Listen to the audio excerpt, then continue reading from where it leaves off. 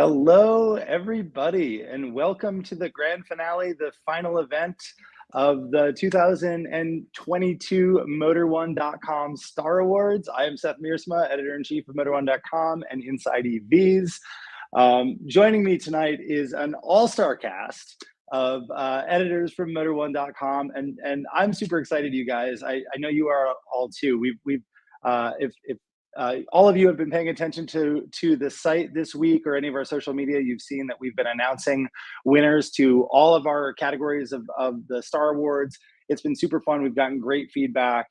We had a ton of time putting this together, a really good time putting this together this year. And this is an awesome way to end, to cap off the event. So joining us this time we've got Mr. Chris Smith and Mr. Chris Bruce from, a lot of you probably will have seen or listened to the Rambling About Cars podcast, and they're going to be emceeing a little bit for us today as we go through some of our very favorite cars from the Star Awards. And towards the top of the hour, we're going to tell you which one was our very favorite and won Editor's Choice this year. So I should probably, we already talked about this, thank once again our sponsor, the E-Range EV Tires. Fantastic to have a sponsor for Star Awards this year, and we're really happy to have E-Range EV Tires as the sponsor. The all-new E-Range EV is a tire specifically engineered for electric vehicles. Using an advanced manufacturing process called liquid phase mixing, E-Range EV's EcoPoint 3 technology creates a tire with lower rolling resistance and longer range while offering low levels of wear and high grip. All this while staying affordable. You guys can check it out. Go to erangetires.com. That's ERANGE tires.com to find your EV's next set of tires. Please don't go right now. Why don't you wait for another hour and go and check that out? And in the meantime, I'll throw it to Smith to introduce us and get us rolling. Well, usually this is about the time where I'm saying today on Rambling About Cars, but no, this is Star Awards Editor's Choice. And this is a very, very cool time right now. We do have pretty much everybody you can imagine. We've got senior editor Jeff Perez. We've got senior editor Brett Evans. Of course, we have editor-in-chief Seth Meersma. We have managing editor Brandon Turkis. We have my co-host Bruce. We're going to have a really good time. We've got an hour to talk about some amazing cars. Of course, we're going to stretch this. I mean, we have to keep you around for a while, right? So we'll announce the winner at the end. But before we get there, Seth, why don't you explain a little bit just how we got to this process? How did we decide these cars? Just, yeah, tell us how it comes out, man. Yeah, so for most of Star Awards, for all of the regular categories, well, let me step back. For all of the cars that we invite to Star Awards every year, we pick the cars that scored the highest in our star rating system throughout the year. Then we break those down by category, and we award winners in performance, electric, truck, SUV, and value. And did I say performance? I'm forgetting one. I only hit 5. Performance, value, luxury. Yeah. There you go. Luxury. How could I forget luxury? Myself there. That's okay. That's okay. So, and in doing that, so we've got cars that really rate out really well. We invite those all for in-person testing. Then we do a little bit more scoring. We have a lot of conversation about which ones we like the best after we do head-to-head drives of all of the categories, and we pick a winner. It's not quite that easy for Editor's Choice. So Editor's Choice kind of evolved last year in the very first Star Awards from sort of the conversation around which car everybody wanted to drive the most while we were at test week. While we were, I should say, I wasn't there. Well, these gentlemen were at test week and performing the first testing. This year there was more debate. There was a lot more conversation about what car we wanted to have. So we thought a little bit and kind of figured. We started to have a bit of the conversation around what car we would want to have, for the rest of the year. If you were to drive something away from Star Awards and take it back to your house, what would be the thing that you would want to have and why? What fits into your life, but also really brings you a lot of joy, and then did a little bit of voting based on that. So what we're going to talk about now is there are 20 cards involved in Star Awards. We're going to talk about the 5 that we like the very most for Editor's Choice, and of course finish on the one that will win the accolade this year. So very exciting. Very good. How about we just jump right into it here, because I have a feeling once we get talking, it's going to get pretty interesting because just a little background. I was the one that tallied all of the votes for editor's choice, and it was not easy.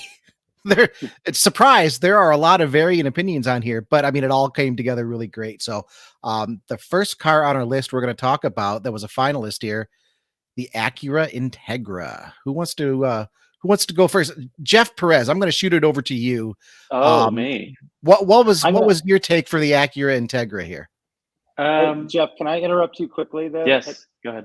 Because I just want to make sure that we let everybody know that this is an audience participation podcast, Oh, yes. right? Mhm. Yes. So Thank you, Seth. we are live. Yeah, no, that's okay. So we are live right now. If you guys are watching us on motor1.com or insideevs.com, you can leave us you'll be watching us there. If you're watching us on social media on YouTube, Twitter, or Facebook, leave us a comment. We will see that comment in real time. Ask us a question. We'd love to extend the conversation to you all. Yes. We can throw those up on the screen and answer as we're talking about the different cars. Sorry to interrupt, Jeff. Let's talk Integra. Yes, go for it. Well, I think it's funny you threw to me first because the Integra was not high on my list, and I don't say that because it's a bad car at all. I just think that something about the Integra to me, I think it's a great sporty little luxury car. It obviously drives really well based on the Civic Si platform. But I really didn't fall in love with this car. I would actually say that Brett, out of all of us, fell in love with this car the most. And I see why. I totally understand. It is reasonably affordable, great to drive, and it's really nice. But I think Brett would probably have a lot more nice things to say about the Integra. Yeah, that's absolutely true. This is probably my number one vote getter in terms of the Editor's Choice Award because it just does. It would fit really well into my life, and I know that that's an incredibly personal thing, incredibly subjective thing, but that's kind of what the Editor's Choice was all about: was what car do you want to take home and have in your driveway for 2 years? And it kind of earned that spot for me by having really, really solidly decent fuel economy, pretty comfortable front row, tons and tons of cargo space, and a big practical hatchback, which was kind of awesome.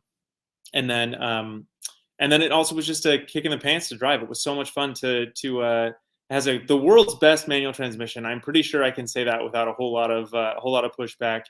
The turbo engine is really fun and kind of sassy, and then it's got a limited slip differential and adaptive dampers to really kind of let you have a really good time on a twisty road. So I just kind of ticks all of my personal boxes in terms of being really fun to drive, really efficient and economical, like something like 36 or 37 miles per gallon on the highway, tons of cargo space, lots of things that I like, that I value because I kind of, I enjoy throwing stuff in the car and going on a long drive. But then at the same time, so much fun and just such a brilliant, delightful little hot hatch. So that's kind of why I threw most of my chips behind the Acura Integra to win this award. Definitely understanding that there are a lot of other amazing vehicles in our competition. All right, Brandon, how about you chime in here? Yeah, you're going to hear a dog barking in the background. That's because my wife is about to walk in the door. So forgive me for that. I really adore the Integra. It kind of reminds me of the original, the first in the US Audi A3, in that it is a affordable, very fun to drive, very well-equipped car that looks quite good. I've kind of felt like cars like the CLA class and God, dog, just cool it. The CLA class and the BMW 2 Series Grand Coupe are just a little bit stodgy, a little bit, trying to be like their bigger brothers. And the Integra is very much comfortable in its own skin. It's okay that it's a affordable car. It's focused on being fun. Brett's absolutely right. The manual transmission on it is fantastic. The cabin is really well done, but the thing for me that really highlights it above the Civic Si, which it is very similar to, is the extra equipment that you get in the Integra. You're talking about adaptive dampers. You're talking about a slightly larger instrument cluster. You're talking about heated seats, which is, for me, living in Michigan, is an absolute must. I pushed for the Integra in Editor's Choice. I pushed for it in Best Value. I think it's a very interesting car, and it's far far more interesting than I thought it would be when I first saw it when it debuted earlier this year. It's a great effort on Acura's part. Well, Seth, I think that just leaves you. Well, I mean, I think that Brandon kind of hit it on the head. The thing that stood out to me, and actually this was interesting, right? Because we had Brandon mentioned that this car received a lot of attention and a lot of consideration for our Best Value Award, right? And I actually pushed back on that pretty hard because the Honda Civic Si essentially offers the same sort of mechanical package, the same fun to drive, essentially, but for less money, right? But I will say that over the course of time, like I've seen a lot more merit in the idea that this is a really great value as a car that splits the difference between sort of sport performance and luxury, right? If you really want all of those things in equal measure, you're getting a lot of each one of those for around, under $33,000, $34,000, something like that, right? We're not talking about, a lot of the cars that we had were double this much money. And a lot of the cars that we're going to talk about tonight were quite a bit more expensive than the Integra. So it really is a very balanced package for somebody who cares a lot about enthusiastic driving. And yeah, I echo what the rest of the guys say. Fantastic, world-class manual transmission, really light, precise handling, a punchy engine. It doesn't really overwhelm you in any one area, but it never really lets you down either. So I think it's really impressive. And I am personally, like, obviously this would go more towards when we do this again next year, but I'm really excited to see how Acura evolves this platform, because we do know that more is coming from Integra, and we think it's going to be, a lot better. There's a great comment asking about that. And I was just going to mention it and ask Brett to talk a little bit about the Type S, because he's the only one that's actually driven that, and kind of builds on what Seth was just saying. Yeah, Acura had me out in Japan, and I got to drive the Type S for literally 3 minutes on their test track. So it really wasn't enough to really get like a great driving impression of the vehicle. But 300 plus horsepower, manual transmission only. It's still going to be front wheel drive, still going to have that fantastic limited slip diff. It's going to be, I mean, anyone's complained about the Integra until now. First of all, they probably haven't actually driven one. They probably just see 200 horsepower in the spec chart and decide that it's not worth thinking about. That's not fair to the Integra. It's a great car regardless of the spec chart. But for anyone who really does think that way, the Type S is going to solve all of those problems and some. It's going to be much more, much sharper and much more precise and much more, a little bit harder edged, without being as immature as the Civic Type R. It's going to be a little bit more upmarket and have kind of a nicer interior and feel a little bit more, more of like a luxury product, a sport luxury product. And it's going to be great. I mean, this person who commented, Antoine Lee Thomas on Facebook, you're absolutely right. It's going to be incredible. Yeah, I think I don't want to sound like I'm too lukewarm on the Integra, although I think I am, maybe out of all of us. But to me, that Type S is going to be probably perfect. Like more power, probably a little bit better handling, like maybe a few more features. Like to me, I'm really excited about the Type S, even if I wasn't super jazzed about the base Integra. So it's a great platform. Like there's just more there, in my opinion. But yeah. Well, Jeff, let me ask you a little bit more on that. I mean, is that really what's kind of holding you back on the Integra right now? Is this wanting a little more oomph from it? A little bit. I mean, there's some more stuff to it. I think some of the other cars that we have here in Editor's Choice and that we had out on Performance do a little bit more for me, and we'll talk about those, in a couple minutes. But yeah, it didn't really speak to me too much. I think it is a great car, but I think I need a little bit more. I think at that price point too, I probably need a little bit more. So, but that's just me. Okay. No, hey, that's a fair argument. And I mean, we are talking about a vehicle that did not win the award. So obviously great vehicle, not the choice for everybody. Just want to shoot a quick reminder. If you're watching us on Facebook, Twitter, YouTube, Motor1.com, Inside EVs, all these places, you can drop comments. We'll see your comments. We'll try to work them in as best we can. We do have a lot to talk about. And on that note, let's jump over to the second vehicle. And I believe that is going to be the Audi RS3. And let's toss it over to you, Brandon. What do you say? You should probably unmute your mic before you talk, though. I should probably unmute my mic before I talk, though. Thank you for that. The guys will probably laugh. I was kind of the Audi RS3's champion during this entire week. As an overall package, it is a vehicle that suits my lifestyle perfectly. It is very comfortable and very refined and very composed in everyday driving, but it's also just capable of lighting your hair on fire on a twisty road.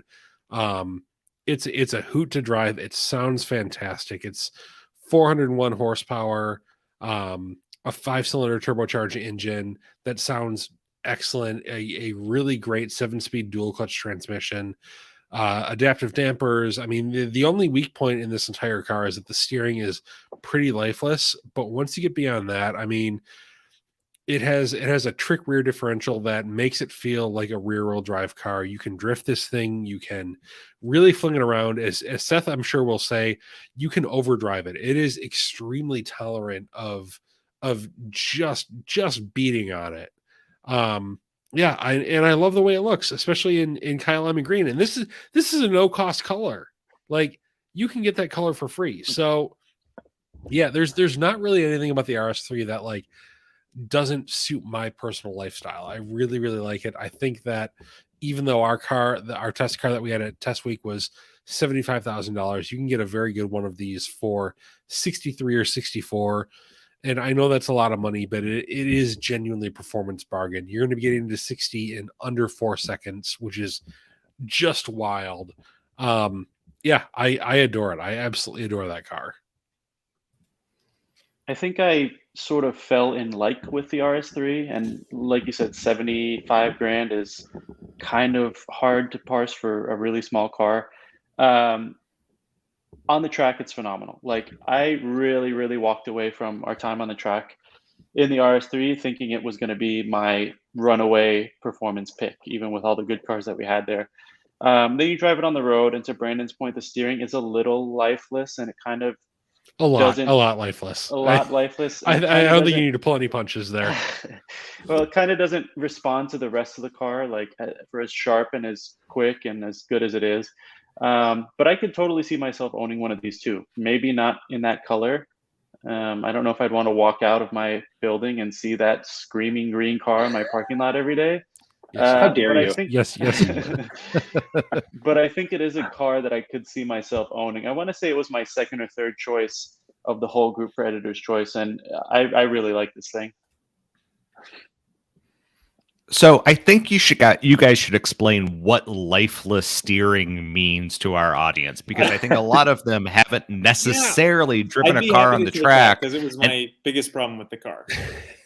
Okay, go for it, man. So I am not a great, I shouldn't say this out loud, I'm not great at sussing out steering feel, like as a rule. It's not like my thing that I like fall in love with the car over. Some people are like, oh, it's got perfect steering feel. I'm not that person. So when a car is as bad steering wise as the RS3 is, and I notice it, that's when you know you have a problem.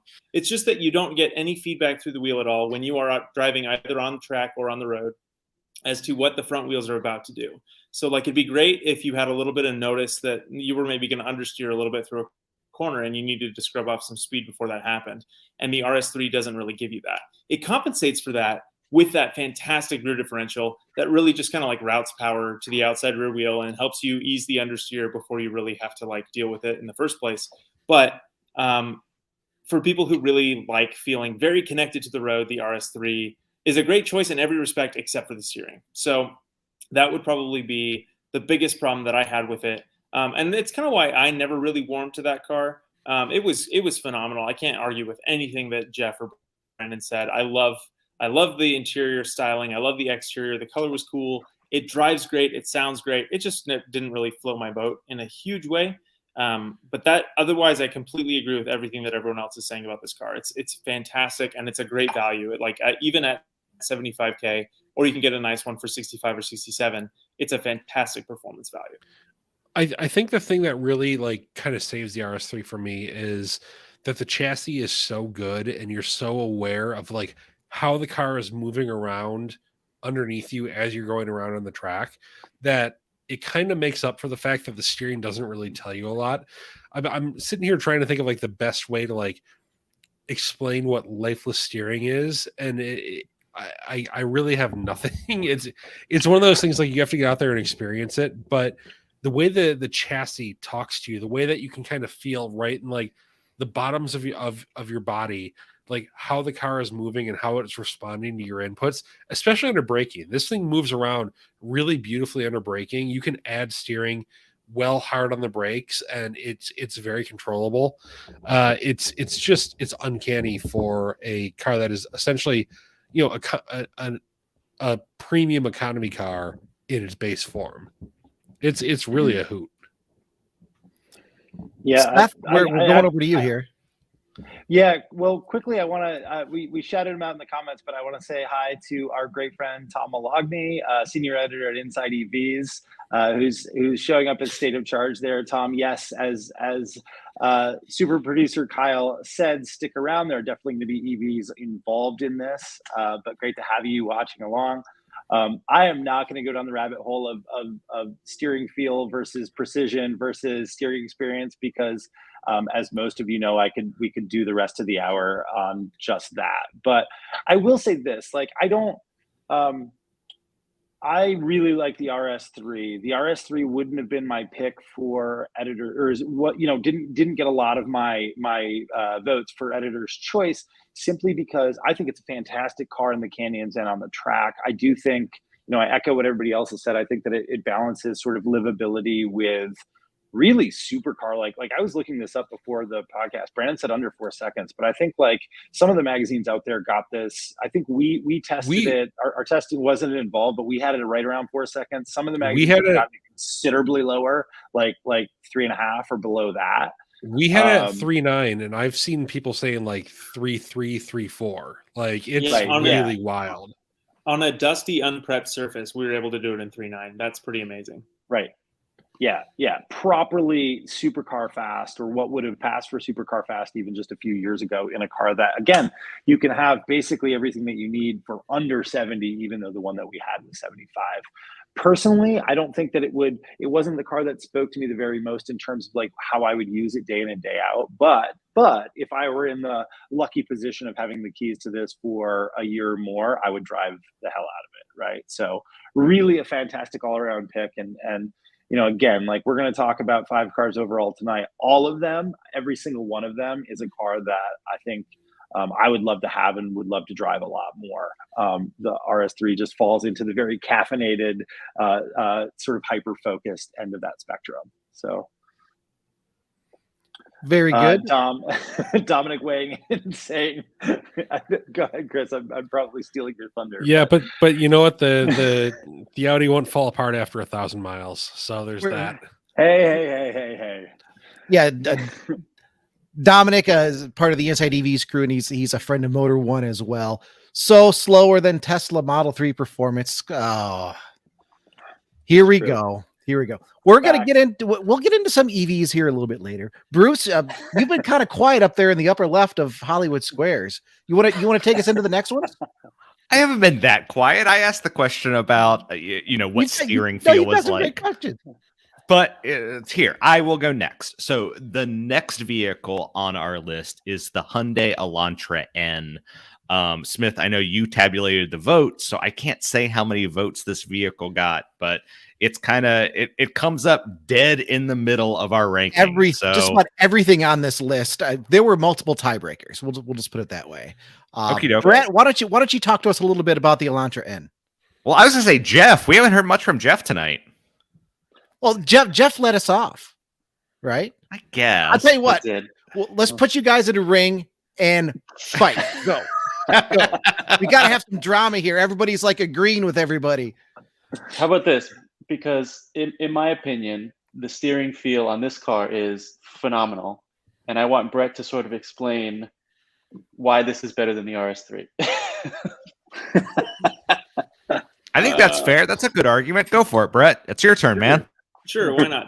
So Hyundai N is doing incredible things. I don't think, dynamically speaking, they've missed a step yet. You know, like the Veloster N was absolutely brilliant, and there were a few little problems with it in terms of like interior quality and seat comfort and stuff like that. But dynamically, it's brilliant. The Elantra N came next. in the United States at least, and it too is just absolutely phenomenal. And they've really Hyundai has done an incredible job of making a 276 horsepower front drive sedan be so incredibly well balanced in any dynamic situation. So, and somehow they've done it without giving this thing crazy amounts of torque steer or understeer when you're going through a corner. It just sticks and goes and asks for more. It's so much fun. And Jeff kind of alluded to it a little bit, that it really does. It feels much more connected to the road than you might expect, given the fact that it's front drive, or the fact that it's a Hyundai, or whatever prejudice you might have against this car, you can throw it out because it's so incredibly brilliant. It was the polar opposite in terms of, I voted for this one pretty heavily too. And it was kind of the polar opposite in terms of like the Acura Integra, in that it's overwhelmed with power. It's got incredible grip. It's so brilliant to drive. But it kind of falls apart a little bit on the road. It's got kind of a harsh ride. The trunk isn't great. There's a few things that hold it back, but the interior is lousy. The interior is probably the worst in our test this year. Probably the worst cabin in the test. So, but it was, other than that, if you can look past those things, it was brilliant. Jeff, I want you to tell me more about how much you love it, because I know we kind of got in cahoots together about this one for best performance car. Yeah, I walked away from the track testing and I had RS3 number one. Maybe not a runaway, like I said, but it was definitely higher than Elantra N for me, just based on the chassis and the engine and everything. And then we take these on the canyons, and the RS3 kind of didn't do it for me on the canyons with the steering, whereas the Elantra N felt perfect. It just felt like such a dynamic, good road car. And it, to Brett's point, tons of power, not a lot of torque steer. That DCT is really good. You don't really miss the manual, especially a Hyundai manual, because I think they're kind of not great, especially in the Veloster N. But yeah, it is harsh. The interior is a little plasticky, but I really, really love this car. And I think you can get it for about 35 grand to start. So it's an amazing deal. It's an amazing car. And I think Hyundai is just absolutely killing it with all the N stuff. And now you can even get, the Kona N, which is also great, the little SUV. So it was hard for me not to absolutely just fall in love with this car and make it my number one. But there were a few things that kind of held it back. So. Well, I mean, you're not alone on the assessment. We're getting some comments here. Let me just put this one up here. Alfredo Productions. This really shows that you don't need an abundance of horsepower to have fun. I have heard that a lot about the Elantra N. I haven't had a chance to drive it yet, so I'm a little jealous of you guys that have. But I think this is a great case, right? Well, I agree with that. I agree with Alfredo 100%. I will say though, we are very spoiled these days in terms of horsepower, right? Because we're talking about, this is a 2-liter turbo making 276 horsepower, right? And what is it, 280 or something like that pound-feet of torque. Very controllable power to very, great linear power delivery, kind of everything that you would want out of a sport compact, hot hatch sort of style car, but to the point that you guys have all been making, phenomenally controlled, really fun to drive too. It never felt dead. It didn't really understeer on the track in a way that you would have expected from a couple generations ago sport compacts, right? So the thing was really tossable. I love this car on the track specifically because I expected it to behave a little bit more like a traditional, again, performance-based front-wheel drive car. But it was wild. I mean, when you really drive this car hard, it's very loose, but in a fun way. You can still control it. It doesn't feel overly buttoned up. It doesn't feel boring.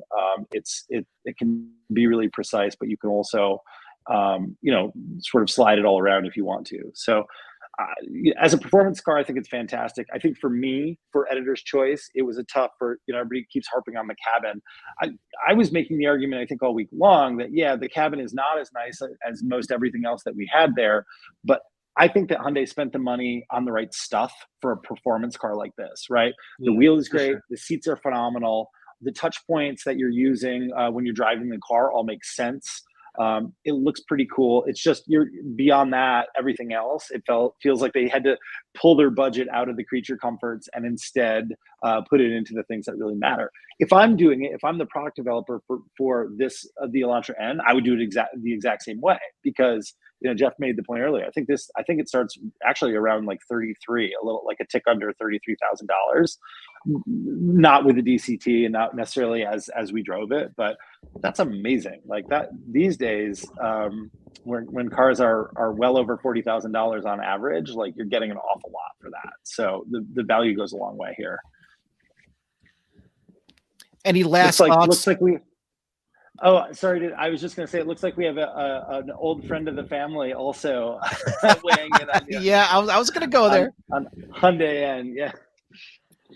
Mr. John Neff joins us to say the N sounds wonderful, but it looks a little too boy racer for me. Just a preference, though. John, it's because you're old. The sound is what's kind of most captivating about that car. Like, if you could drive it with your eyes closed, you'd be a much happier person, because it sounds so good. It's brilliant. It's so snarly and crack. It sounds like an old Fiat Abarth, like a 500 Abarth, just snarling and crackling and all kinds of fun. But I can't get past that mask. I'm not a huge fan. I've seen it body color, like aftermarket body color, and I think it looks a lot better.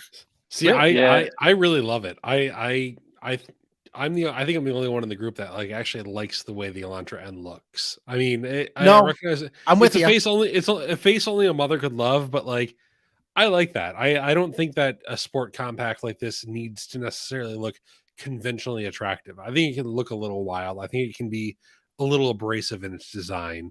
And in my opinion, the Elantra N like walks the line just perfectly. I'm with you.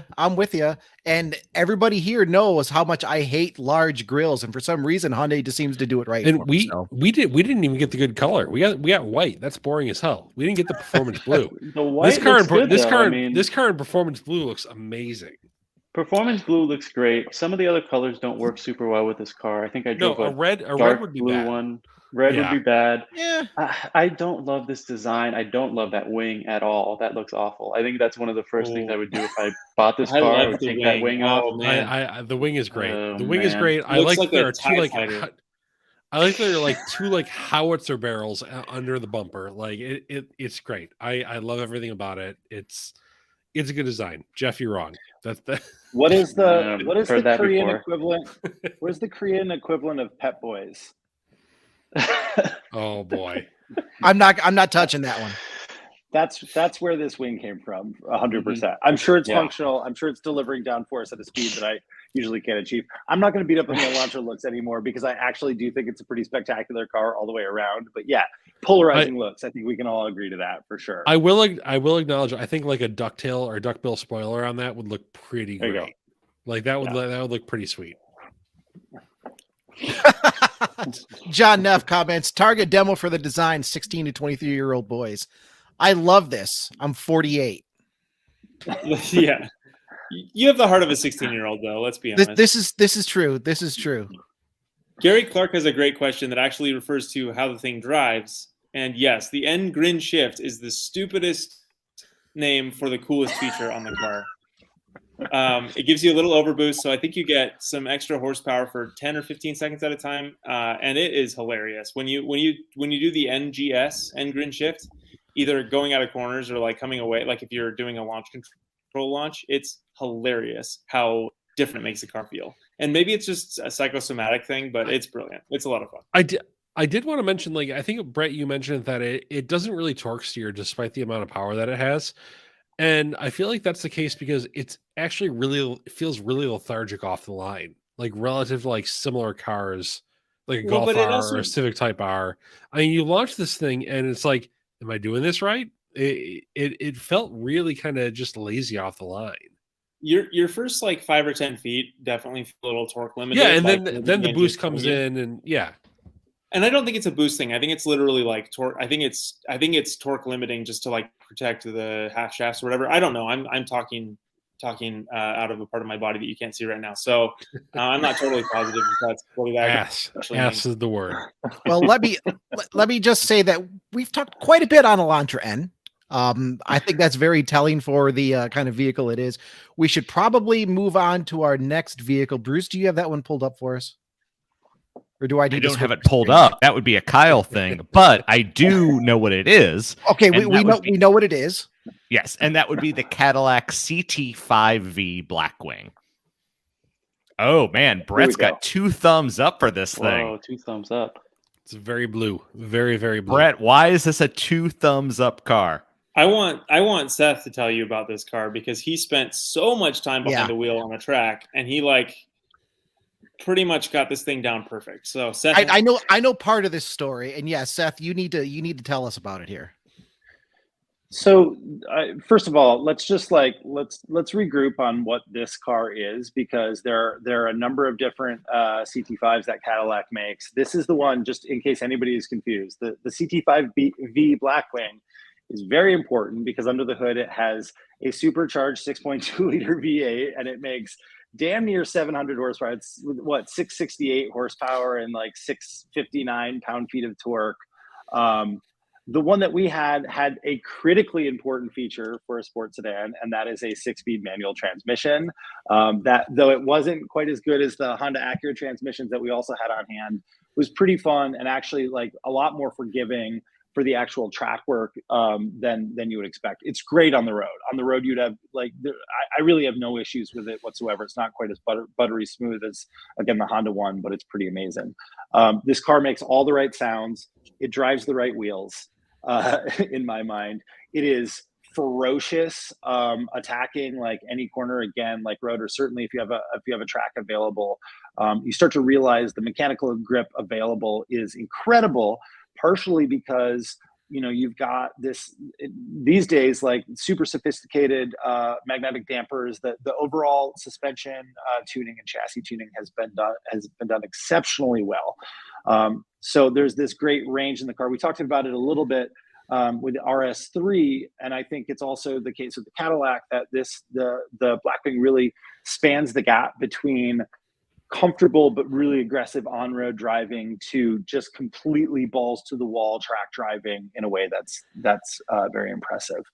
I had a ton of fun with it because it was so intimidating. Like I think you guys would probably agree, like this was the most intimidating car on the track for us, bar none, like not just in the performance category, but of everything that we drove. And it was really difficult to get it right. We were out at Willow Springs. We were on the sort of middle distance track. It's about 2 miles, a track called Streets of Willow. An awesome track with great elevation change and a few turns that are a little bit tricky to get right, especially in a car that has tons of power and is driving the rear wheels. And it was just sort of halfway through the day, the intimidation factor wore off. You started to get into the groove of the car and really trust it. And when you trust it and you understand what it's going to do, you realize like, hey, despite the fact that it's got this crazy power, it's incredibly predictable. It really just does what, you sort of start to understand like what the car wants to do. And then you're just going quicker and quicker every time you turn a lap. So in terms of the track work, that was great. I really voted pretty strongly for this for Editor's Choice because of the thing that I just talked about, right? Like it's still a big roomy sedan. It's still pretty comfortable. It is not class leading in terms of luxury cars, in terms of the infotainment and stuff like that, but it still has really good tech. It has a really good sound system.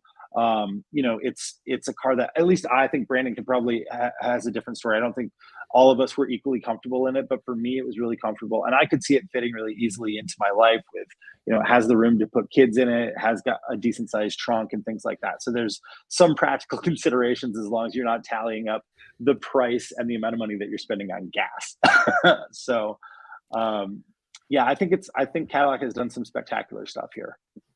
Yeah, I think I'm widely known on the staff as the resident Cadillac critic. And I think the CT5V Blackwing is genuinely an excellent performance car. I think it's the kind of car that if you and I wrote this in our best performance car post, if it's a car that you find an E63 AMG or a BMW M5 a little bit too comfortable, a little bit too aloof, like this is really the vehicle for you. Seth is right. I struggled to really get comfortable in this thing. I don't love the seating position. I always feel, and I felt this way about the CTS-V in the past. I've always felt really cramped in it. I've never been able to settle into a good seating position. I don't love the 6-speed manual. It feels old and like a carryover, but I will say the thing that I really appreciate about this is the performance traction management system, which is also found on the Corvette Z06. And it makes this car, it's a huge part of what makes this car so accessible. You can precisely dial in the amount of assistance you want from the electronic nannies, and it makes hustling it around the track a process of exploring. You can adjust this system, and it changes how the car, steps in and helps you out. But it does so in a very transparent way. You're not constantly aware that, oh, I only made it around this turn straight because the nannies stepped in and helped. It felt like, oh no, I did that properly. Like that was all me. It is such an ego boost, and is a huge part of why I like this car so much. I'll be honest, it was not a car that I really rooted for. It was not a car that I particularly expected much of coming into this test, but by the end of our weekend in California, this is the car that I chose to drive back to LAX. Like I really it changed my opinion about the CT5V as a whole.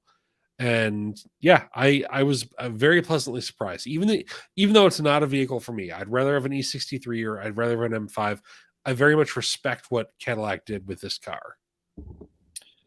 I think it kind of plays a similar role as like the Elantra N on like a more expensive scale, because it starts at somewhere in the 80s, fully loaded. This one was like 115 or something like that. But you can't really 123. Get an M5. 123. So the M5 starts at 110. And it goes up from there. Like if you get an M5 with any amount of options, you're at 120. If you want an M5 that can even come close to rivaling this thing in terms of performance, you're into 130 or 140. So, this kind of plays if you can call a $120,000 car value, this car plays the value play a little bit, in that you get such an involving and thrilling driving experience for a lot less than you'd spend on that E63 or that M5. But the downside there is that you get not nearly as nice of interior quality, and you do kind of miss out on some of the it doesn't blend in, it doesn't blend in at all. This is a very shouty and loud car, and there's nothing sleek or urbane about it, even slightly. So you definitely make some sacrifices by not having to pay as much. But I kind of agree with Seth. This was my other those three cars, the Blackwing, the Elantra, and the Acura were my top choices, just because this one is so darn involving and thrilling. Yeah. Oh, here's a comment from John Neff. Why is this car such a critic's favorite? I stand by my longtime opinion. Cadillac is wasting time and money on sedans, no matter how good they are. It can be both a critic's favorite and be a waste of time and money.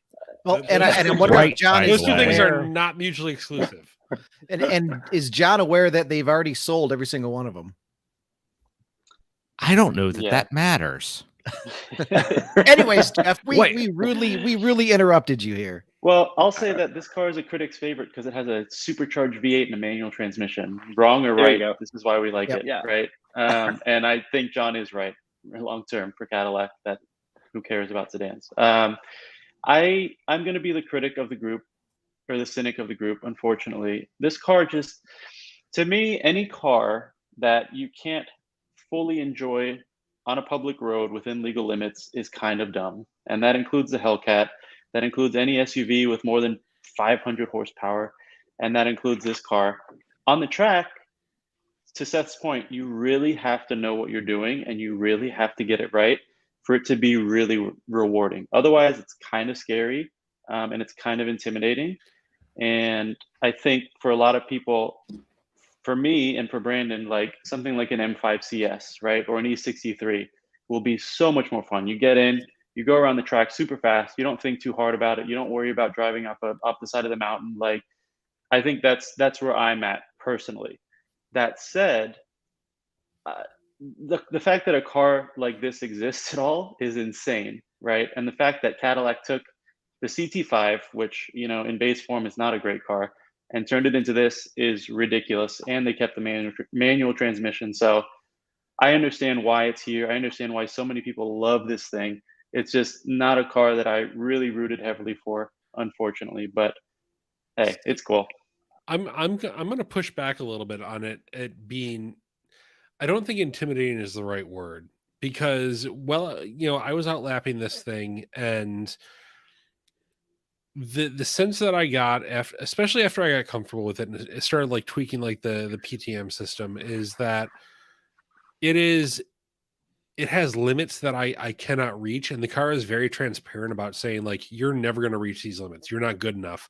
But I never ever thought that, you know what, if I go through that corner at 2 more miles an hour, this car is going to bite me. I never felt like I was in that situation where it's like, this car is going to turn on me. It is absolutely does not have my back. You know, the entire time that I was driving it, it felt like this is a partner. This is a car that, like, I can work with, that I can explore, and that it will very much tolerate what I'm doing, even if what I'm doing is not necessarily right. I think that's really a credit to the design, the engineering work that that Cadillac and GM did. That it is so tolerant of people that may not necessarily be, you know, Formula One drivers. It's an accessible car if you're willing to get out there and explore it and treat it with the respect that it deserves. Sure. Yeah, and even on the road, it does feel like accessible. Like, you're not too intimidated driving it just in normal conditions or driving it relatively quickly. Like, in that respect, I do agree with you there. And I think you're right, Jeff. Like, I agree. Like, it's this is not a car that you can explore the performance, like the outer edges of the performance on a public road, for sure. You're absolutely paying for capability that you're not able to use day to day unless you are taking it to a track. And let's be honest, most people are not taking most cars to track, let alone their $100,000+ Cadillac. So I think that's a fair criticism. I would say that that's probably true of even cars like the Elantra N. I don't think that you're really getting all of the performance out of the car when you're on a public road, unless you're just a completely insane person, right? But Yeah.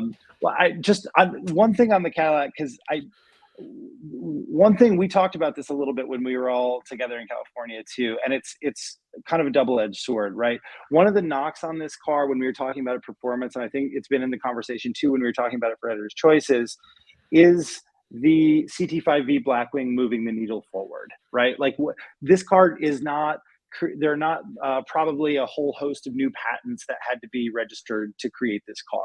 We're not talking about a brand new powertrain. I mean, it's an amazing engine, a hand-built engine, or whatever exactly that means in GM parlance, but it's a special car.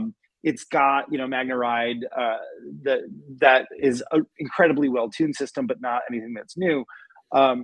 I just think, like, and you know, we've all written this or edited stories over the course of the last couple of years where we're talking about sort of, is this the last great ICE car for this brand or for this nameplate, right?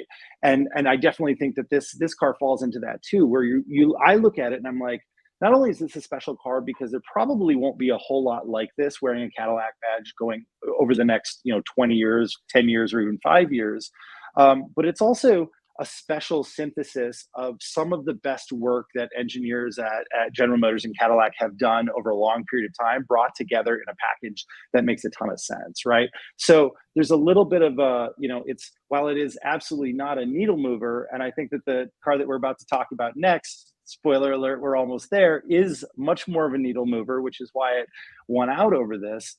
It is still, it's a really happy sort of tip top of the pyramid of the work that again, like GM Performance has done over a long time. And I think that's special. And I think that's worthy of recognition for sure. And a fun car to drive in the process. So. Very good, gentlemen. Well, we are almost to that time. So before we jump to the final car here on the list, before we jump to the Editor's Choice Award for the 2022 Motor One Star Awards, here's your chance. If you're on Facebook, Twitter, YouTube, wherever you're catching, we're going to chat for just a minute or two. Toss in a comment. What do you think is going to be the winner of the Motor One Editor's Choice Awards? Gentlemen, you all know the winner right now. If there was a second car that you wanted up there instead, what would it be? Let's start with you, Jeff. Well, of the group, I think RS3 was my second car as far as something I want to get in and drive all the time, something I would live with, be happy with for a long time. I think RS3 was up there as my second car. Okay, Brandon.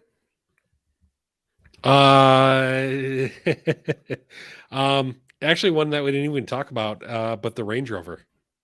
I'm Of course. Chris Bruce is muted, so we didn't hear him say, "Of course." Of course, it's the Yes. Range Rover. I was muted, and I did yell into my mic. Of course it is. Of course, it's the Range Rover. Brett, how about you? It would probably either be the Integra, because I absolutely love that thing, or the Maverick. I think the Maverick would be a really easy vehicle to live with on a day-to-day basis, and I loved everything about driving that thing, except maybe that I knew that I wouldn't be able to do much off-roading in it, and that's kind of a bummer. But yeah, either the Integra or the Maverick would be a very happy second car alongside our winner. Okay, and Seth? How often do you go off-roading, Brett? Like once a month, maybe. Find my way. Is that intentional or on purpose? He lives in California. They have like off-roading trails in their backyard. It's really not fair. Okay. Seth? Man, I don't know. This is a really hard question because of this group, right? Like, I mean, I think my heart says the Blackwing. I just love driving it so much.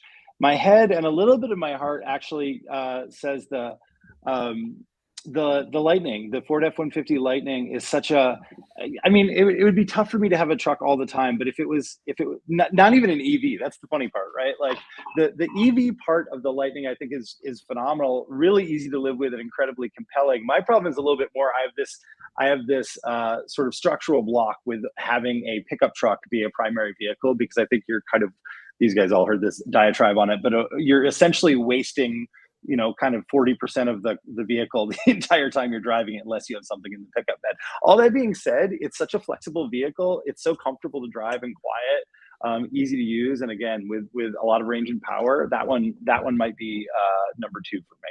It would be a tough fight though. It's sort of the pinnacle of ICE versus one of the new stars of EV. Okay, well, very good, very good. Want to thank everybody for commenting. We'll just do a quick run through here. We've got in the comments BMW iX, M5 CS, Subaru WRX. Bruce, I'm going to toss it over to you. Why don't you go ahead and do the honors here? What is the 2022 Motor One Star Awards Editor's Choice vehicle? I'm going to do my best mouth drum roll. That's not bad. That's not the bad at all. Hyundai Ioniq 5. Hyundai Ioniq 5. Woo! All right. Now we need the EV Mafia back in here. Tom and, where's the gallery at? Tom Malagny. Time to give him a call. Time to get all of the EV people back in here. Jeff, I think all of our Inside EVs friends may have lost patience with us as we were essentially regaling them with a lot of dinosaur juice burning performance cars. How dare we? They don't want to hear about the Blackwing? No, maybe not. But let's talk about the real winner. Loves the Blackwing. They love 6.2 V8s. Talk about the ouch fans. Jeff, lead us off with Ioniq 5. Hyundai Ioniq 5. It's one of those cars that I think when it debuted initially online and when we got to see it in person for the first time, I think we were all kind of amazed just stylistically. Like the 8-bit lighting and the really squared off design and the really funky bumpers. Like Hyundai went fully bold with this car. And in the same way they kind of did with the Elantra, even though I think that was less successful, they went all out in styling this thing. And that's the first thing you notice. Like even in we had a huge driveway in front of our house that we rented out for this. And when you walk out, maybe the first thing you see is the Hummer because it's ridiculous. But then you look around, and I think the Ioniq 5 was maybe like the next car where you're like, okay, this one stands out to me. It's got a really good color. I don't know this color off the top of my head. I don't remember what it's Digital called. teal. Digital teal. Digital That's teal. right. Okay. Ooh, I like Digital the name teal. too. Yeah, good name. It's got those funky silver bumpers, and then you get in it, and it just feels so. It feels futuristic, but not in a way that's like unattainable, right? Where some cars try so hard to make it feel futuristic that you're like, oh, I don't know what this is. And the Hummer, I think, had that issue for me. But you get in here and it's just clean, it's nice, it's futuristic, and then you drive it and it is just so delightful. It's not like the sportiest car in the world. It is decently quick, it's not super fast, but it just feels so nice to drive. It's a car that I legitimately want to buy. I think I had a few cars. If you listen to the Rambling About Cars podcast episode I was on, where I talk about how many stupid cars I want to buy, I think this is now on that list of cars I would consider buying. But it's not a stupid car. It's actually a car that makes a great deal of good sense. car. Thank you, Brandon. I was about to chime in. Well, on no, that. I mean, Yeah. like that. I mean, I'm in the same boat as Jeff. Like this is a car that my wife and I are actively considering for our next vehicle, which we're buying in about a year from now. It makes a lot of sense. The charging is incredibly quick for the price tag. I mean, you don't see vehicles with 800-volt architectures that can charge at like 240 kilowatts for $45,000. I mean, this one is loaded. It's 58, but you know what? You can get the same dual motor layout, and I don't remember exactly how large the battery is, but the same size battery pack for like $48,000. The range is super adequate. The performance is great. It was getting to 60 in about 4.5 seconds in our testing. It's such a great overall package. It's got really cool features like V2L charging, so that you can use that like a tailgate, or like if you lose power or whatever, to like run things in your house. And it just looks amazing. I love the design of this car. Like, it is, in my opinion, probably one of the best cars that's come out in the past 10 years. Best looking cars that's come out in the past 10 years. It just looks epic. And I think the digital teal is kind of a boring shade. Like, it still looks great.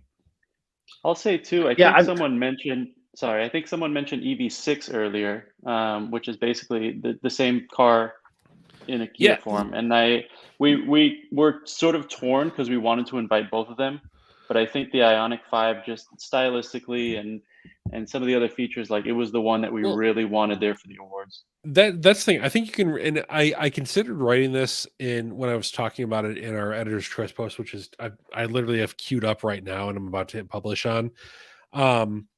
You know, this award is for the Ioniq 5.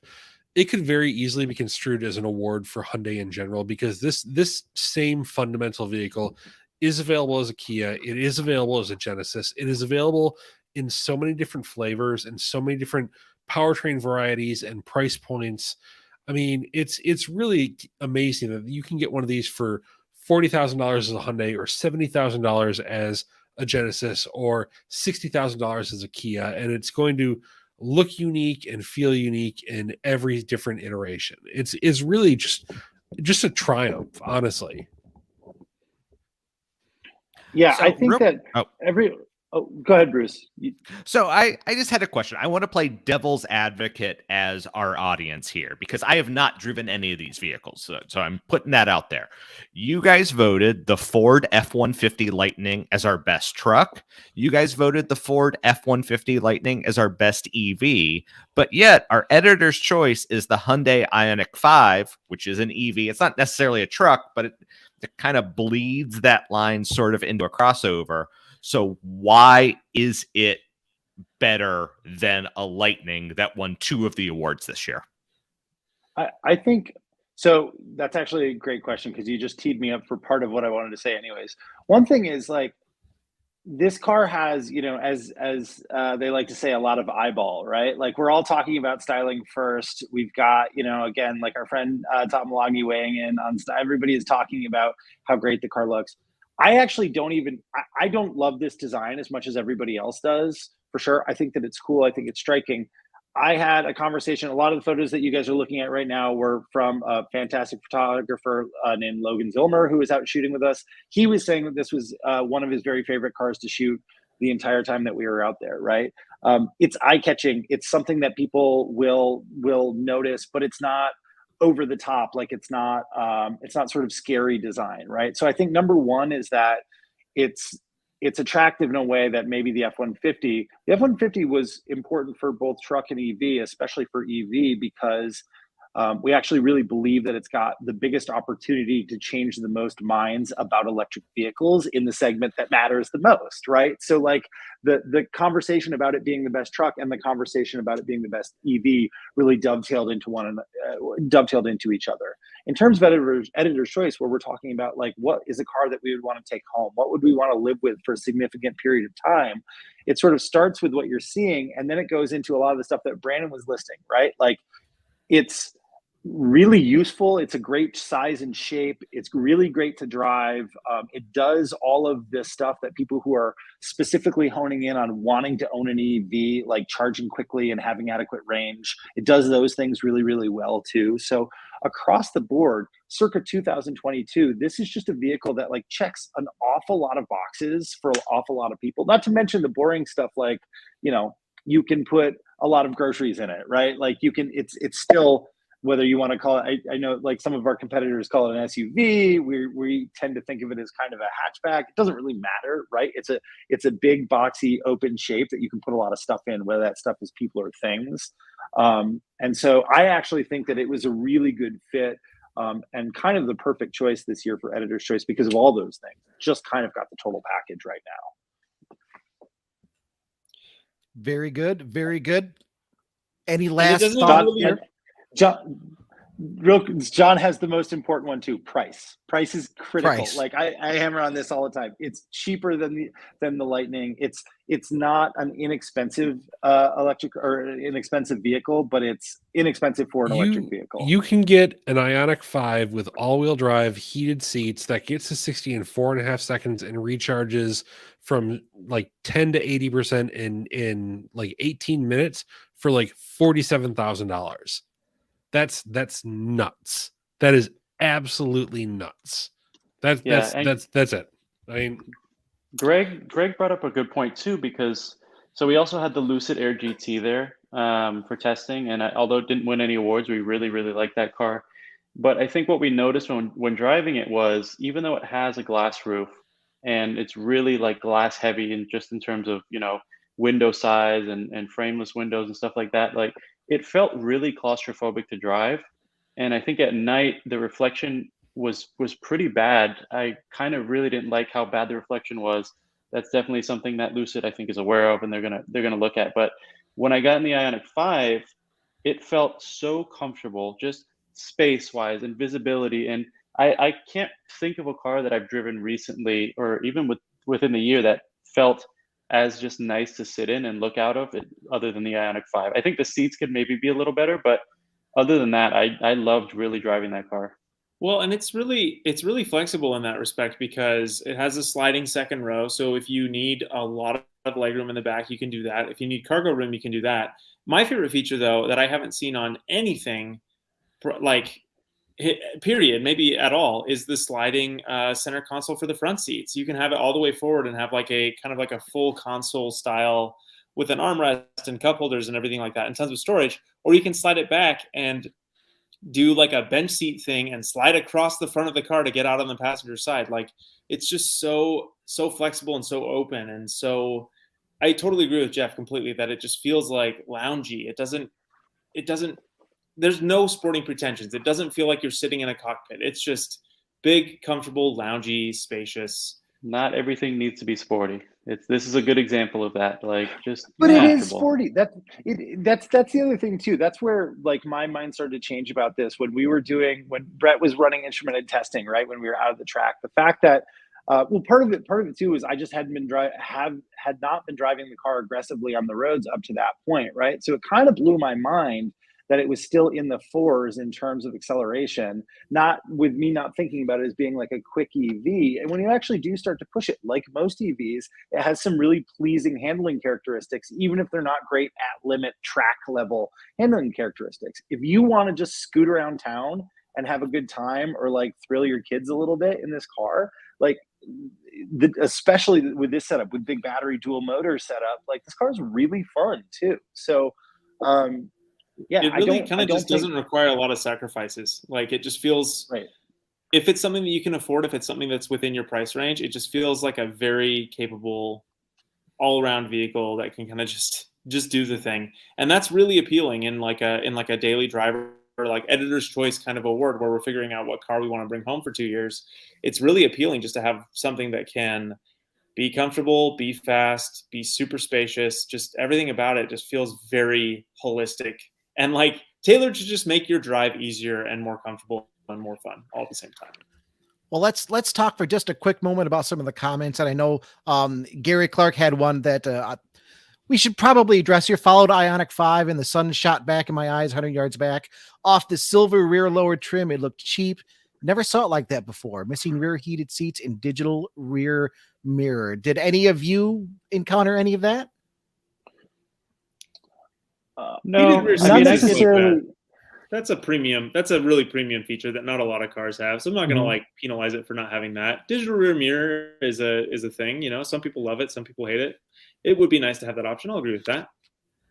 I just thought of this, and I want to revise my vote and take it away from the Ioniq 5 because it does not have a Too late. It does not have a We're not rear doing a windshield runoff. wiper. It does not have a rear windshield wiper, and that is a huge annoyance. No runoff. I'm mostly joking, but the lack of a windshield wiper on the back, Hyundai, please add one. That the car would be perfect if it had that. That's the only. Doesn't it look like it should have some sort of laser that removes the water from the rear window as opposed to a wiper? I think we should start talking to our some of our. I just want something planning. to clear the rear window because the when I had one of these on as a loan for a week, like it was in February and it was genuinely annoying, like having to get out and like brush the snow off the back and all that stuff. And sure, yeah, it feels like such an oversight. As to Gary's other point about the reflective rear trim, I kind of agree that that's kind of an annoying thing about a lot of cars. Like when I'm driving at rush hour and the sun's going down and lights bouncing off of like the rear windshield of a car into my eyes, I hate that. But that's not really a new thing. Like cars have been doing that since the 60s. The Mercury Turnpike Cruiser is covered in chrome. Like it's just a thing. Like don't mention the car with the best name ever.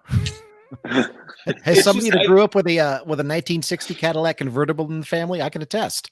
The chrome can be a little bright at times. You know, it's not a new thing, and it's not specific to the Ioniq 5. You know, it's unfortunate, but unless we're going to paint everything Vanta black, we're just kind of stuck with it, I think. That's an option. Well, let's jump into a question here because Tom is with us here, State of Charge. How many of the editors voting drive pickup trucks daily? I think that's part of why they could vote for the Ioniq 5 as editor's choice, but the Lightning at the best electric vehicle. Thoughts on that? Yeah, I mean, I think Tom's exactly right. Right, it's and it's not just us. I mean, yes, it's us voting and sort of in terms of what we want for editor's choice. But I think when we're looking at this and trying to represent kind of what the best EV versus editor's choice, which has a little bit more of a broad base, there's a reason why I think people drive more SUVs than pickup trucks most places, not necessarily in the US, because frankly, it's just kind of a more useful shape. It does things that most people need to do more often, right? So, and I know that Tom also brought this up a little bit later, but the fact that the Lightning, he wrote that the Lightning will have a bigger impact on the industry than the Ioniq 5 had to be considered in the best EV voting, right? So, and I think that's an excellent point too, right? We talked about this a little bit before. We know that the Ford Lightning is super important. We know that it's especially important right now when we're reaching, or a lot of individuals are reaching their inflection points with whether or not they're going to be able to make the jump to electric.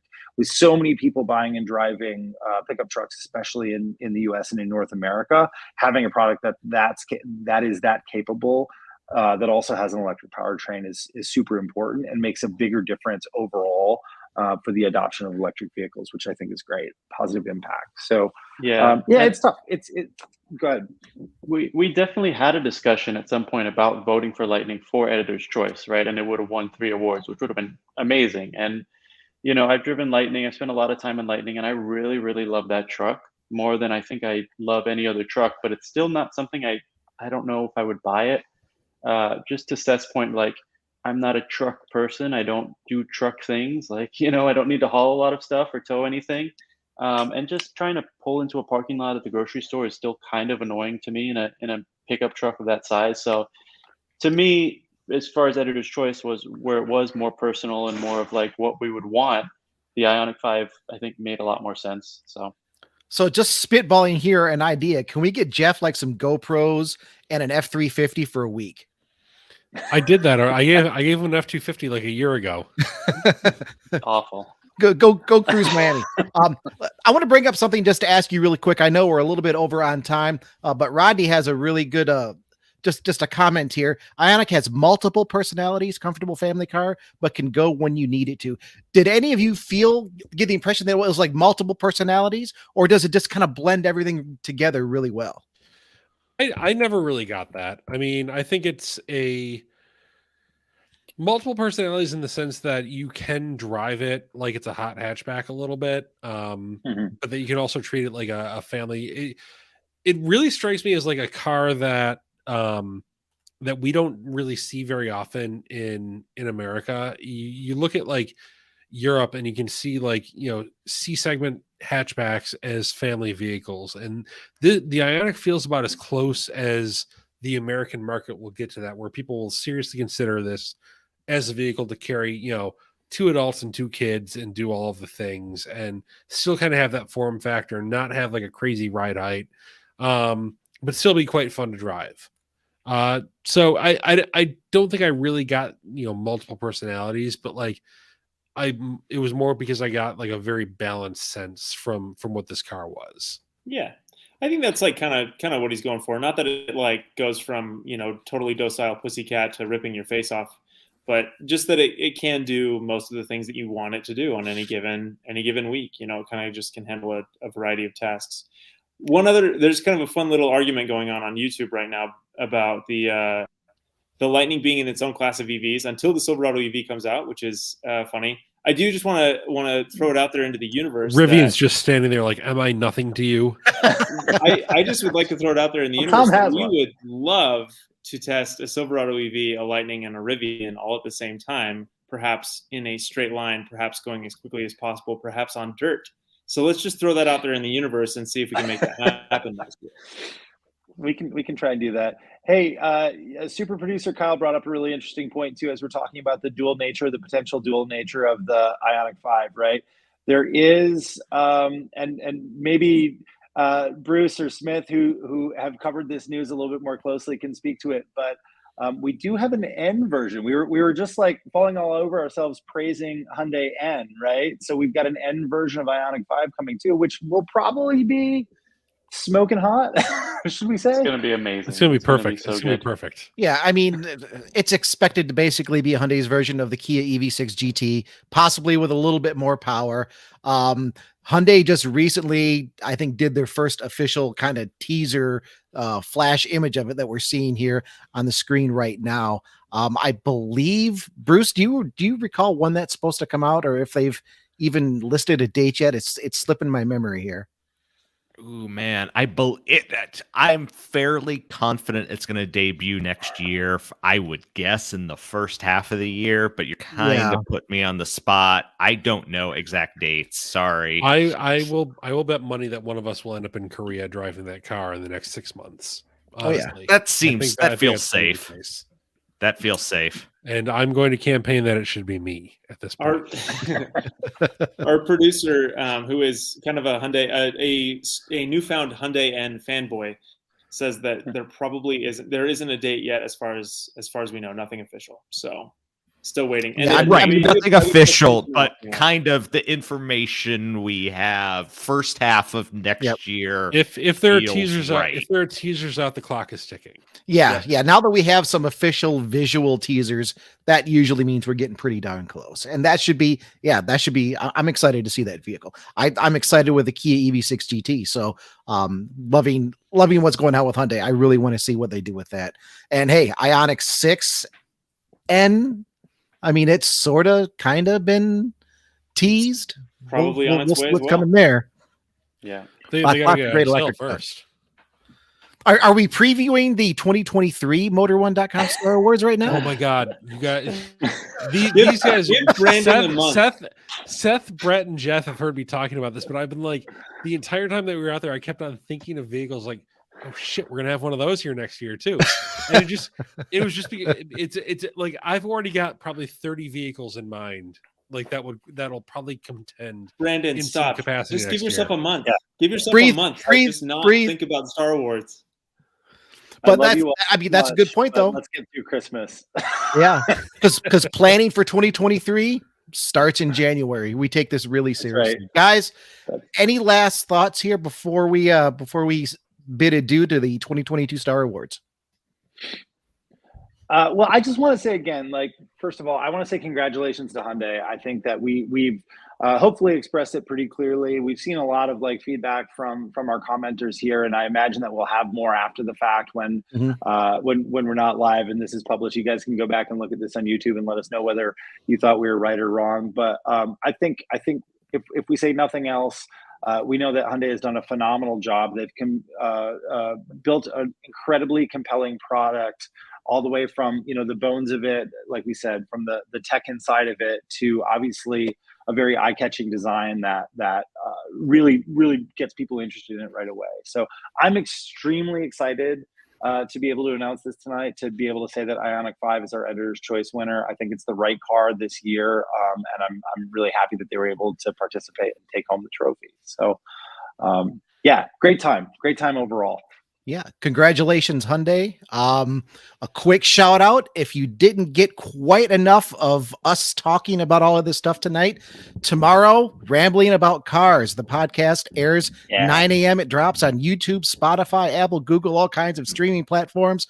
You've got Bruce and me talking with Jeff and Brett, and we're going over all of the Star Awards winners, including the Ioniq 5. So, gentlemen, it's been a true, genuine pleasure. Thanks for all the commenters out there that have tuned in, that are joining us on this, and can't wait to do it next year. We want to say thanks one more time to our sponsor, sponsor. GV Tires, as well. Thank you guys so much for helping to power Star Awards this year. And hey, let us know, you guys. Somebody help me. I didn't complain about it yet, but it's actually almost 3:20 in the morning where I am right now in Spain. So let's go through the list of the cars that we talked about again, and you guys can vote if you're, again, seeing this after the fact or want to comment right now. Of the 5 cars we talked about tonight, which would have been your pick for editor's choice? So Acura Integra, Audi RS3, Hyundai Elantra N, Cadillac CT5 Blackwing, CT5V Blackwing, and the Hyundai Ioniq 5. Yes, comment, let us know. And if you don't like any of those, there are 15 other ones you can go on and look up and tell us why we were wrong and then why they should have been here. Gary's voting Hyundai early. We've got one vote, but he's not telling us which Hyundai. That's the problem, Gary. Could be a Jenny. There's more than one on the list. That's right. All right. Very good. Good night, everybody. We appreciate you. Thanks all. Have a great night. Good night.